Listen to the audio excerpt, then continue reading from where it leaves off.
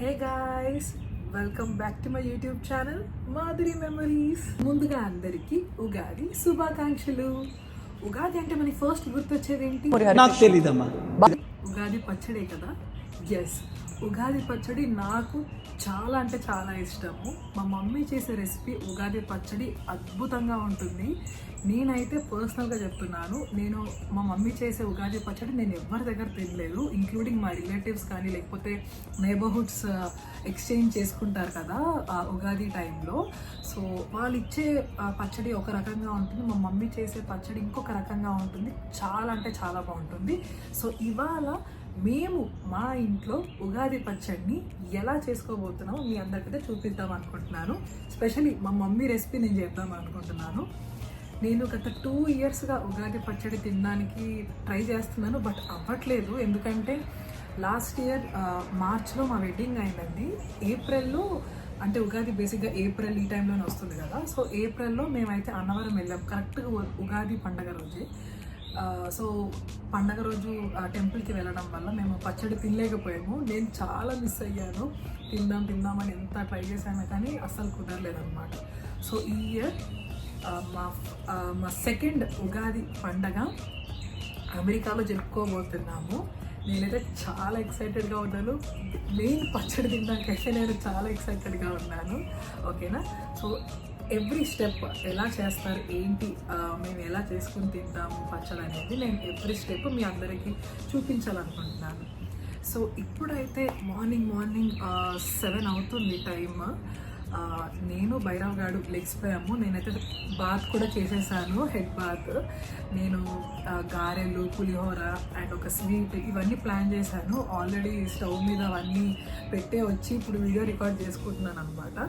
So మా day అంతా ఎలా జరగబోతుందో నేను మీ అందరికైతే చూపిస్తాను. ఓకేనా? So let's go.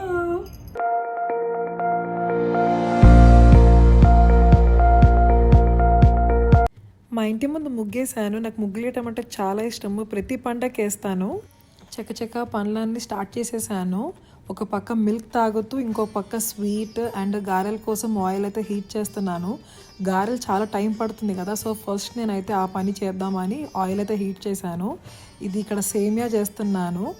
నాకు గారెలు వేయటం అస్సలు రాదండి. అందుకని నేను ఏం చేస్తానంటే ఫిల్టర్ పెట్టుకొని ఫిల్టర్ పైన గారెల పిండి పెట్టి దాంతో నేను వేస్తాను అనమాట. అప్పుడు కూడా సరిగ్గా రాదు. నేను ఫస్ట్ టైం వేసినప్పుడైతే చాలా ఫ్లాప్ అయినాయి.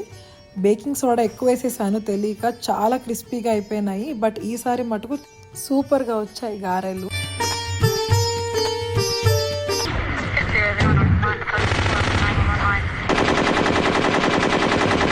జన్మానికి శివరాత్రి అని ఇటు పుల్ల తీసి అటు పెట్టేది కాదు. అమ్మలు ఏమైందే దీనికి? పచ్చడికి కావాల్సిన పదార్థాలు: కొబ్బరికాయ తరుగు, మామిడికాయ, అట్టిపళ్ళు, బెల్లం, వేప పువ్వు, ఉప్పు, మామిడికాయ తరుగు, కొంచెం కారం, చింతపండు పులుసు, పుట్నాలు. నేను కొబ్బరి తరుగు, మామిడికాయ తరుగు నేను మార్నింగే ఫ్రెష్గా చేసుకున్నాను. అప్పటికప్పుడు చేసుకునే బాగుంటాయని. ఇక్కడ నేను ఫస్ట్ దంచిన బెల్లాన్ని నానబెట్టి వాటర్లో, తర్వాత పుట్నాలు, బెల్లం, కొబ్బరి తురుము, మామిడికాయ, కొంచెం సాల్ట్ అండ్ కొంచెం కారం వేస్తాను శాస్త్రానికి. తర్వాత వేప పువ్వు వేసాను, కొంచెం లైట్గా వాటర్ కూడా వేసాను. కొంచెం చిక్కగా అనిపించింది. అంతే, అయిపోయింది. ఇది ఫైనల్ అవుట్పుట్.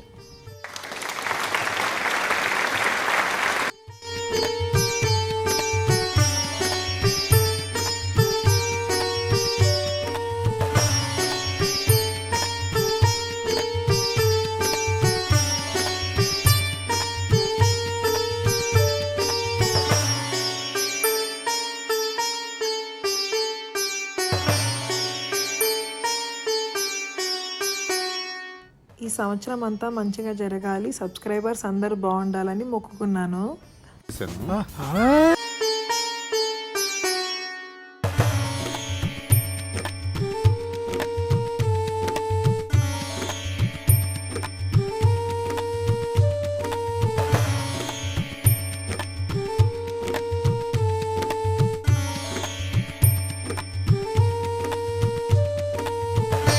సో మేము మధ్యాహ్నం ఫుల్గా తిన్నాము. పచ్చడి చాలా బాగా వచ్చిందండి. నేను అస్సలు ఎక్స్పెక్ట్ చేయలేదు అంత బాగా వస్తుందని. నేను మా మమ్మీ రెసిపీ ట్రై చేయడం ఫస్ట్ టైం. ఎప్పుడు నేను మా ఇంట్లో హెల్ప్ చేస్తాను మా డాడీ అండ్ మా మమ్మీకి, బట్ ఇక్కడ నా ఓన్గా నేను ప్రిపేర్ చేశాను. చాలా అంటే చాలా బాగా వచ్చింది. సో ఇప్పుడైతే మేము టెంపుల్కి వెళ్దామని అనుకుంటున్నాం. ఇవాళ ఫెస్టివల్ కదా, సో దేవుడిని దర్శనం చేసుకుందామని అయితే రెడీ అయిపోయాము.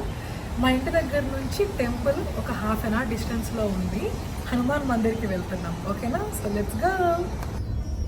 సో అట్లాంటాలో ఫుల్గా వర్షం అయితే పడుతుందండి. నిన్న రాత్రి నుంచి ఇప్పుడు వరకు కంటిన్యూస్గా పడుతూనే ఉంది. మార్నింగ్ నుంచి మబ్బుగానే ఉందన్నమాట. అండ్ ఇంకో విషయం ఏంటంటే నిన్న ఇక్కడ సోలార్ ఎక్లిప్స్ జరిగింది కొన్ని స్టేట్స్లో. అట్లాంటాలో 3:30 నుంచి 4:30 వరకు అయితే పీక్లో ఉండే అనమాట సోలార్ ఎక్లిప్స్. నేను మా హస్బెండ్ ఇద్దరం చూసాము బాల్కనీ నుంచి. మాకు క్లియర్ కట్గా బాగానే కనిపించింది.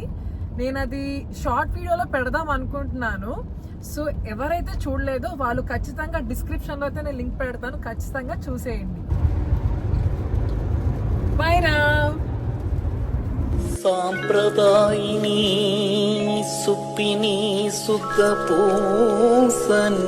యుఎస్ లో ఇక్కడ వాళ్ళందరూ కూడా హైవే మీద 70 mph మెయింటైన్ చేస్తారండి. 70 miles అంటే ఆల్మోస్ట్ 100 kilometers పైన స్పీడ్ వీళ్ళందరూ మెయింటైన్ చేస్తారు. చాలా అంటే చాలా స్పీడ్గా వెళ్తారనమాట.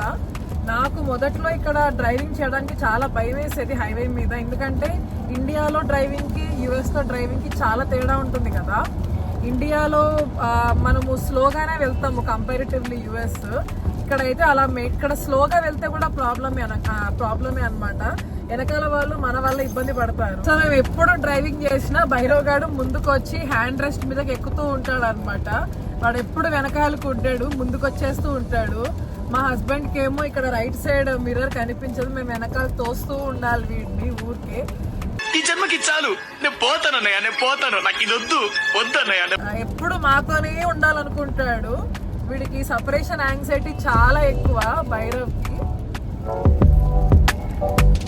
ఇండియాలో నేనైతే కార్ డ్రైవ్ చేస్తున్నప్పుడు లేదా బైక్ డ్రైవ్ చేస్తున్నప్పుడు దూరి వెళ్ళిపోయేదాన్ని. అక్కడ స్పేస్ లేదు, స్పేస్ నేను క్రియేట్ చేసుకుని తీసుకున్నట్టు. అసలు ప్రాపర్ ప్రికాషన్స్ కూడా ఏం తీసుకునేదాన్ని కాదు. బట్ యుఎస్ లో అలా కాదు, చాలా స్ట్రిక్ట్. ఇక్కడ సపరేట్ లేన్స్ లో వీళ్ళు వెళ్తూ ఉంటారు అనమాట. ఎవరి లేన్ లో వాళ్ళే వెళ్ళాలి. అసలు ఇది నా ప్లానే కాదు సార్, నా ప్లాన్ ప్రకారం ఇది లేదు సార్, నా ప్లానే వేరు సార్. చూడండి, ఇఫ్ సపోజ్ మనం ఇంకొక లేన్ కి వెళ్ళాలంటే ఖచ్చితంగా ఇండికేటర్ వేసుకునే వెళ్ళాలన్నమాట. ఎందుకంటే చాలా స్పీడ్ లో ఉంటాం కదా, వెనక వాళ్ళకి చాలా ఇబ్బంది అవుతుంది మనం ఇండికేటర్స్ వేసుకోకుండా ఆ లేన్ లోకి వెళ్ళిపోతే. వర్షంలో చాలా మందికి ఐస్ క్రీమ్ తినాలని ఉంటుంది కదా, బట్ నాకైతే వేడి బజ్జీలు పకోడీలు తినాలని చాలా ఆశ. యుఎస్ కి వచ్చాక ఎందుకో నేను చాలా మిస్ అవుతున్నాను. అంటే ప్రాపర్ గా చేసే వాళ్ళు ఇక్కడైతే ఉండరండి. స్పెషల్లీ హైదరాబాద్ వాళ్ళు అయితే చాలా మిస్ అవుతారు మన ఇండియన్ ఫుడ్ ని. సో మీలో ఇంకెవరికైనా వర్షంలో మంచిగా వేడి బజ్జీలు పకోడీలు ఇష్టంగా తినే వాళ్ళు ఎవరైనా ఉంటే ప్లీజ్ కమెంట్ డౌన్.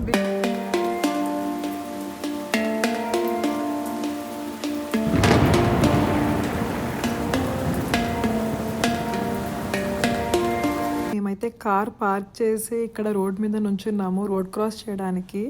ఫుల్గా వర్షం అయితే పడుతుంది. నేను శారీ కట్టుకున్నాను, బాగా తడిసిపోయాను.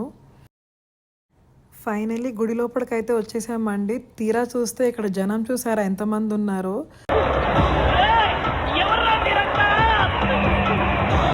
అసలు మాకైతే దర్శనం దొరుకుతుందా లేదా అని అనిపించిందండి హనుమంతుల వారిది. కానీ హనుమంతుల వారు మాత్రం చాలా అందంగా అండ్ చాలా పెద్దగా కూడా ఉంటారు ఇక్కడ ఈ టెంపుల్లో.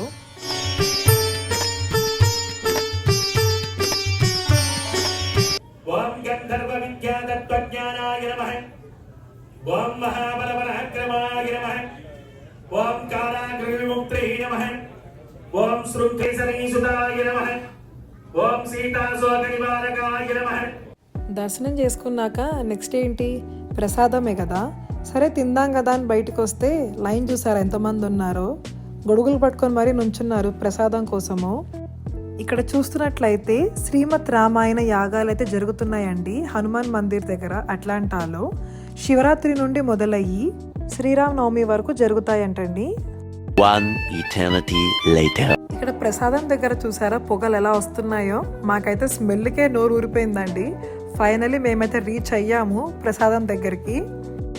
మొత్తానికి ఇంటికైతే వచ్చేసామండి. ఇంటికి వచ్చే టైంకి అయితే 8 అయిపోయింది. ఫుల్గా రెయిన్ అయితే పడుతుంది. మీ అందరికీ వీడియో నచ్చిందని అనుకుంటున్నాను. నెక్స్ట్ టైం ఇంకొక మంచి ఇంట్రెస్టింగ్ బ్లాగ్తో మీ అందరి ముందుకైతే వచ్చేస్తాను. అంతవరకు please like, share and subscribe to my channel Madhuri memories. Bye.